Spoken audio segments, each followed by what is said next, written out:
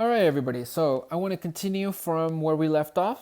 Our goal was to find absolute maximums and minimums of a function f of x, y, subject to some constraint equation.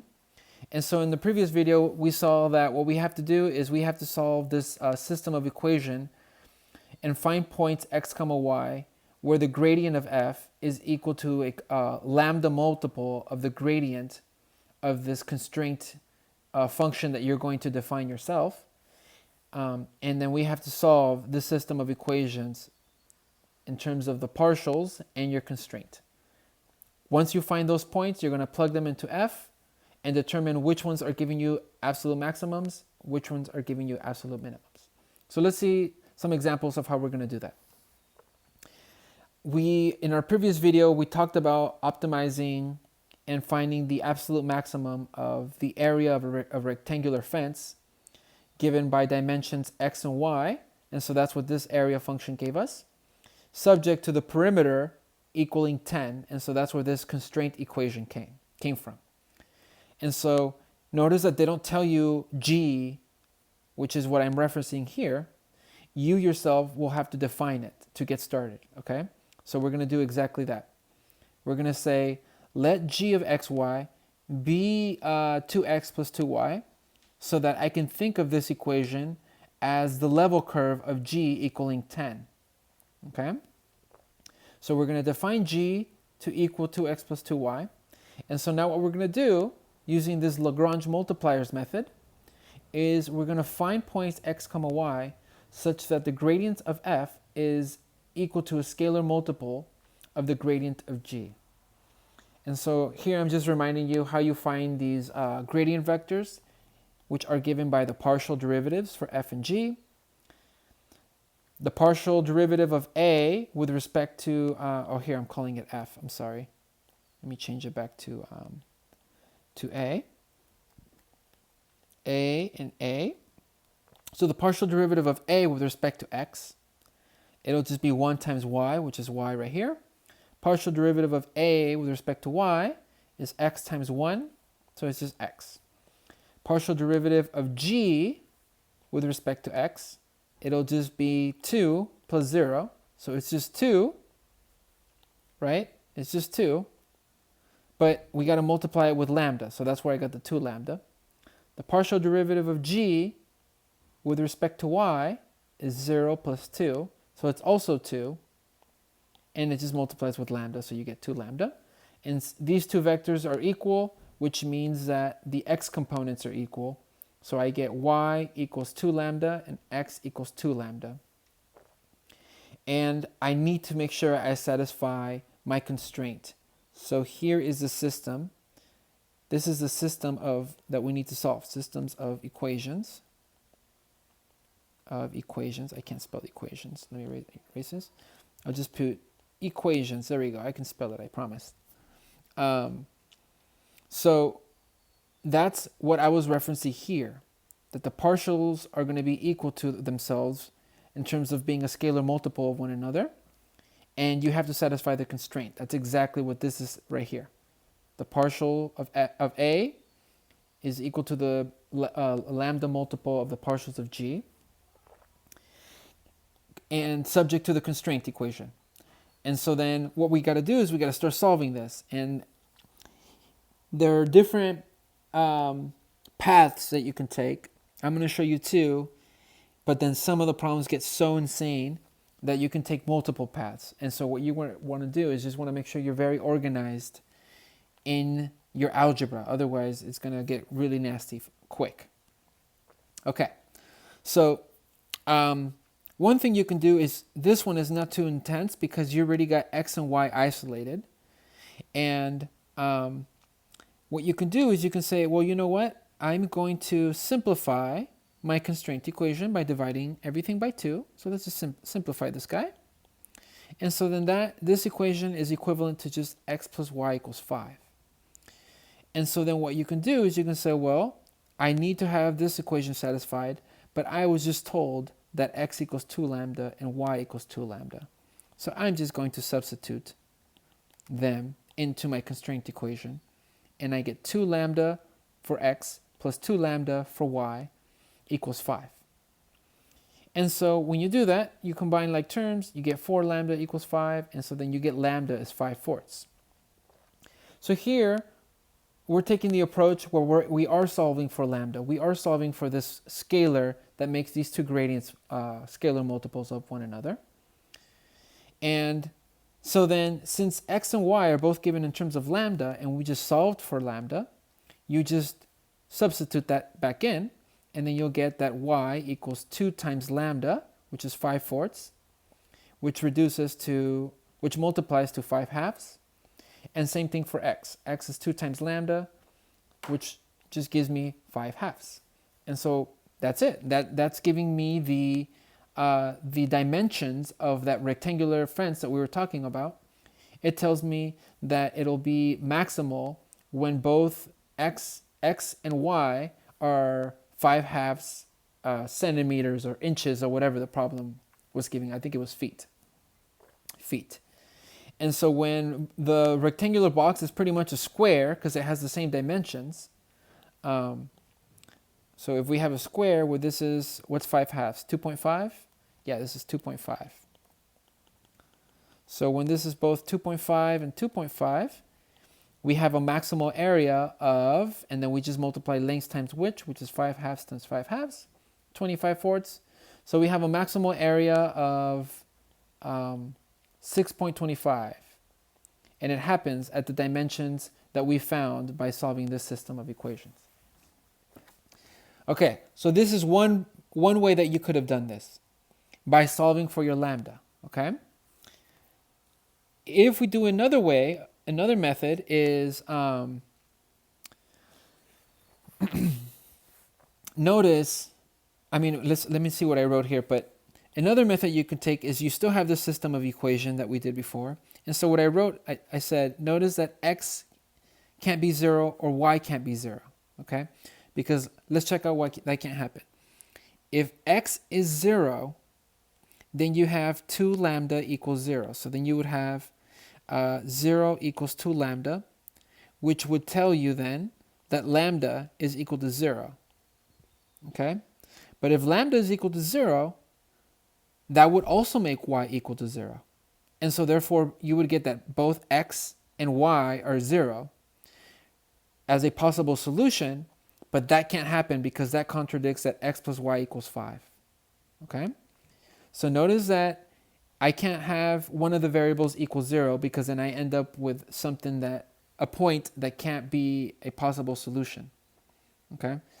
And so this is something that you're going to want to consider for more complicated problems, which I'll do another video of, because sometimes solving for lambda, it's way too intense. It's way too challenging. And so by doing this, I'm going to show you how you don't even have to know what lambda is to solve this problem, okay? So you want to first consider the cases, though, of one of the variables equaling 0, okay? Or seeing if you're even allowed to do that. So for this system of equation, neither of the variables can be 0 because otherwise it would force the other variable to be 0. As I did earlier, if x is 0, this will conclude lambda is 0, which will conclude that y is 0, which will conclude that 0, 0 is a solution, but it can't be because it doesn't satisfy my constraint, okay? So therefore, we have that neither of the variables can be 0. And since neither of the variables can be 0, since none of the variables can be 0, let's see, did I even use that here? No, okay. That's out of the question, okay? So what we're going to do is we're going to solve this system of equations by isolating lambda itself, okay? And so we're not even actually going to know what lambda will equal, and we'll still be able to get the answer. So I'm going to isolate lambda, and then I just get that lambda equals y over 2 and lambda equals x over 2. This lambda is the same lambda as this one, and since both of these expressions equal lambda, they both themselves have to be equal to one another. And because they're both equal to one another, this just tells me, if I multiply by 2, that y equals x. And now that I know that y equals x, I can substitute it into my constraint equation, and I can replace the y with an x.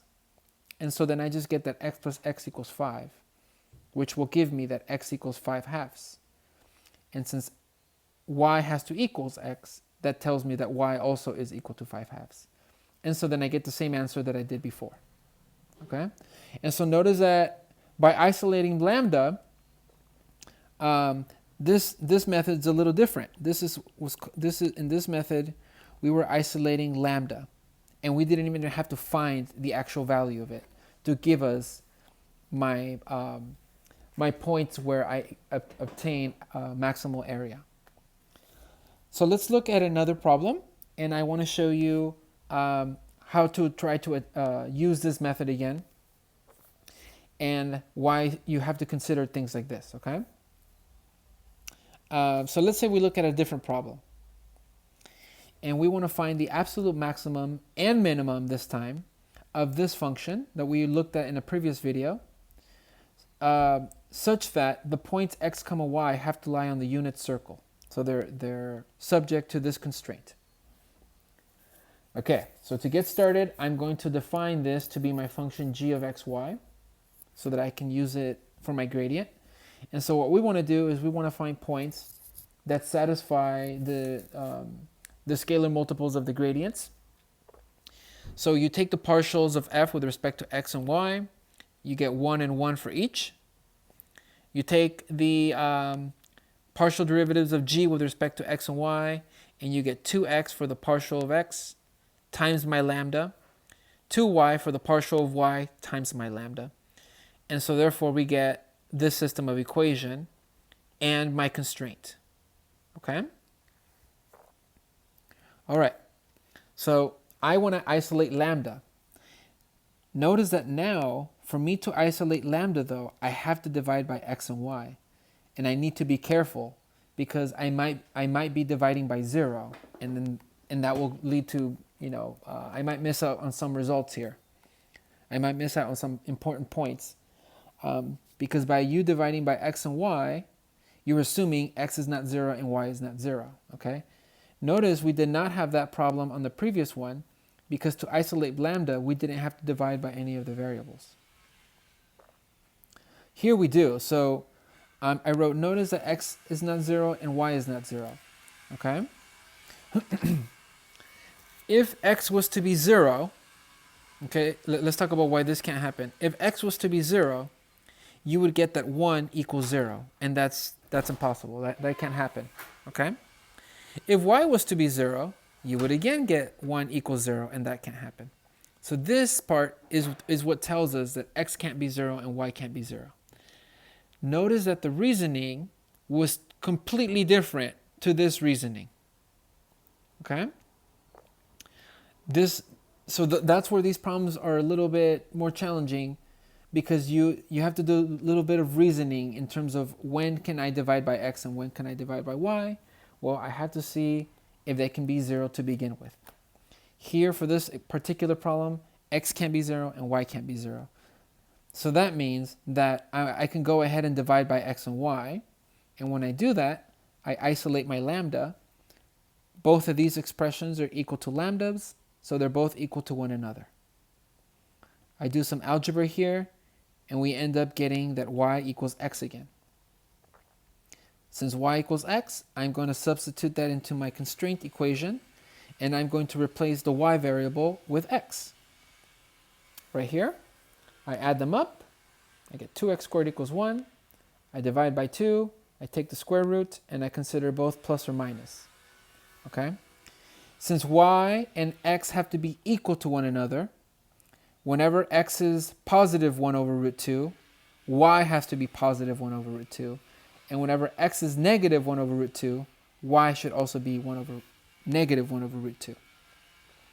And so these are the points where I'm going to end up finding absolute max or absolute min for my function.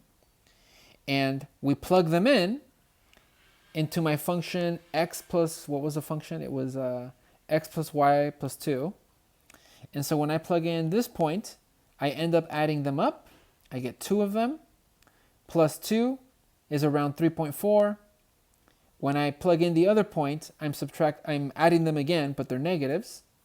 Plus 2, and I get a decimal value of about 0.59. And so from this, I can conclude that at this point, you have an absolute max of z equaling this value. And at this point, you have an absolute min of z equaling this other value. And remember that when we did this problem on GeoGebra, these points, oh, darn it. Come on. Okay. I'm just going to go back. I don't want to wait for that. Remember that those points, when we were graphing the level curve, which was a unit circle, we saw that we were getting an absolute maximum for a level curve being the unit circle. We were getting the absolute maximum at this point, which if you look is exactly this point right here, because it has to lie on the unit circle.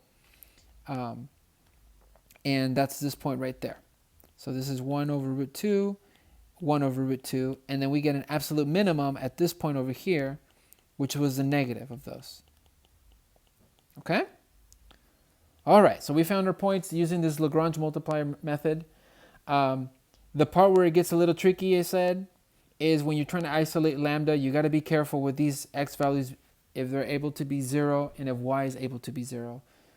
And we can do some more examples during our class. All right, guys, take care.